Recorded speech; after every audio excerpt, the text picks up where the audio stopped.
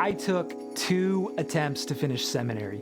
Now, my first attempt was really short-lived because I didn't set myself up for success. And in my second attempt, I graduated with honors.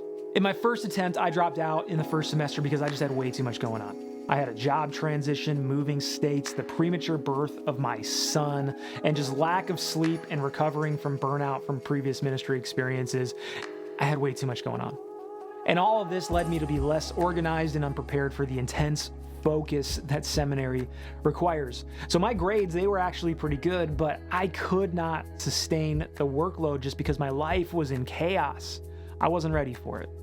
Now, a few years later, I enrolled in seminary again with this renewed focus, and I applied what I learned from my first mistake, and it completely changed the game. If you're struggling through seminary or thinking about enrolling, I know how it feels. So here are some of the tips that really helped me, and I pray will be helpful for you too. Number 1, stay humble. Knowledge puffs up. 1 Corinthians 8:1. Pride is the biggest threat to seminary students.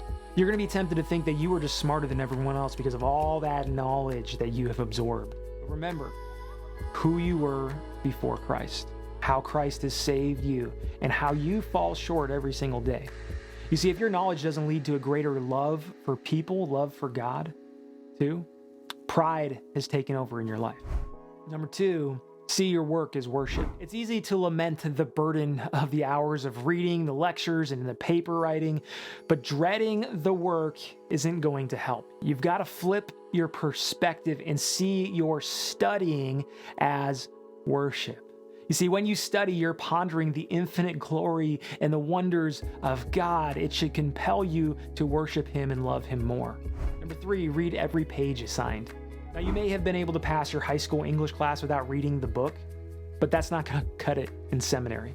There are going to be days where you feel buried under just mountains of books and pages you have to read, and too many students end up solving this problem by not reading through all of it. But if you don't read the assignments, it'll show on the tests and in your papers. Seminary is also going to be testing your character.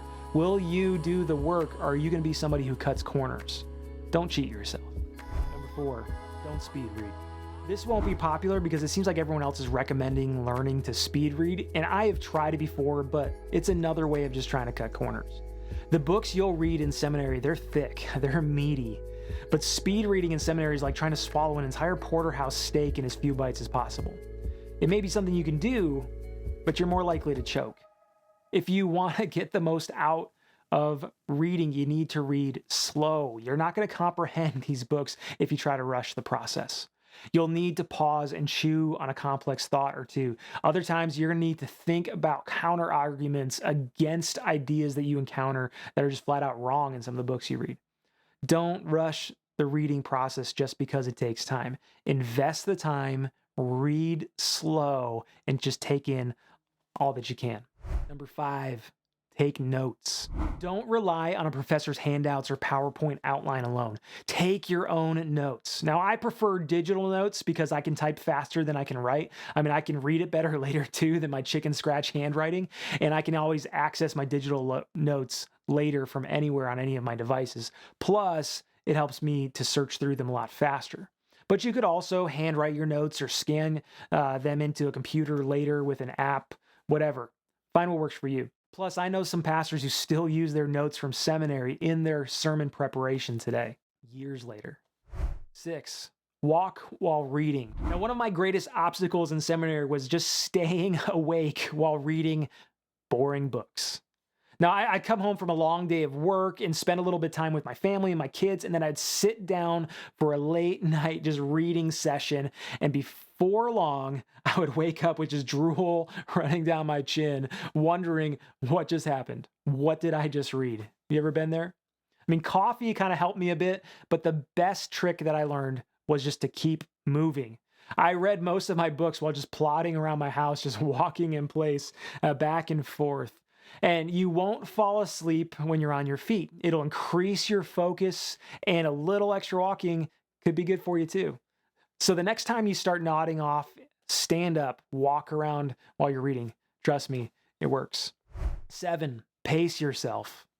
In your excitement to graduate as fast as possible, you're going to be tempted to take a bigger workload than you can handle.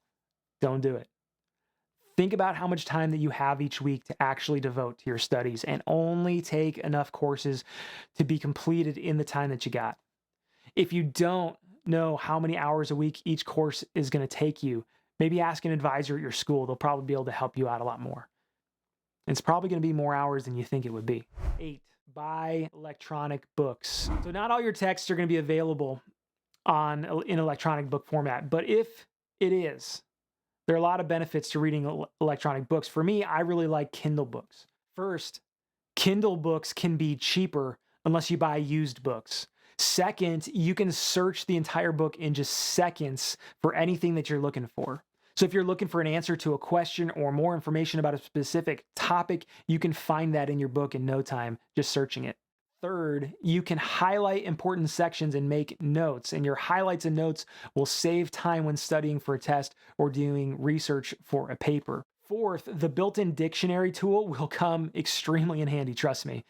You'll need it to understand some of the antiquated vocabulary words that scholars just love to fill their books with. I mean, for some books, I needed the dictionary on every other page. As a bonus tip, if you can afford it in your budget, get Logos Bible software. Logos is an incredible tool. It's like having an entire seminary library in your pocket. It's fantastic. I use it for all my Bible study, all my Bible reading, so many other things. If you can get some commentaries in it. You can even get books like systematic theologies in it. And here's something incredible for you. If you find a quote or something you want to use in one of your Logos books and you highlight it, copy it, and paste it into a Word document that you're writing your paper in, it's going to automatically add citations in there for you. that saved me in seminary. And you can even select the type of citation based on what your seminary requires. So if you can get it, get Logos Bible software. Check out my link for a discount. 9, schedule your assignments. On the first day of class, when you get that syllabus, everybody loves syllabus day. Do yourself a favor, add all of your assignments and their due dates into a task manager. I like to just use the reminders app on my phone, and it's simple to use, but it's a powerful tool. So add all those big assignments first, and don't forget to add your reading assignments too, and everything else that you have to do. Now, at first, this list is going to seem really intimidating, but when you get near the end of the semester and you see that list getting smaller and smaller and smaller, it begins to just feel incredible. 10, work ahead. Don't just schedule your to-do list items the day they're due. Otherwise, you'll get in the habit of trying to do way too much in the final hours of a deadline. Instead, schedule them for the day that you will need to do them. For example, if you've got a reading assignment due on Thursday night, but you've got time in your schedule to read on Tuesday, schedule it Tuesday. Also, add subtasks for some of your big projects. For example, if you're writing a paper, you may want to schedule the research for like 3 weeks before, maybe the outline 2 weeks before, and the first draft of the paper 1 week before it's due.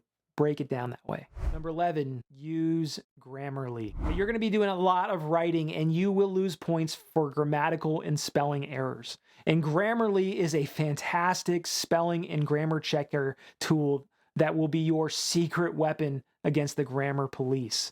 So run everything that you write through it before submitting. Trust me, this is going to make your life easier and your grades better. The free version is great, by the way, but the paid version is even better if you can afford it. 12, get Help Proofreading. So Grammarly is an excellent tool, but it won't catch every single mistake that you make, and neither will you as you're reading through your papers. So find somebody else who's going to help you with proofreading. My wife and I, we kind of joke that she got a secondhand seminary degree because she just read all of my papers and helped me out. And you may also find a fellow student who can help swap papers with you for help. Whatever, get somebody to help you out. 13, write multiple drafts. Many students' final drafts are their first draft. That may have cut it for you in an undergrad program or high school or whatever, but not in graduate school. Great writing is rewriting. So here's the little process that I like to follow with my papers that maybe will help you too. First, I research, then I outline the paper, then I write a first draft, Then I write a second draft. After the second draft, find a proofreader to help edit it, then run all of your paper through Grammarly, and then finally your paper is ready to submit. 14, block off priorities. Your schedule is likely just packed, so you need to prioritize those big things first. So block out time in your calendar for family, church, work, and then time for study. So be prepared to cut down on some other things like entertainment. If you don't have any time left over in your schedule, things like Netflix or going to the movies or playing video games or whatever, they're gonna have to go.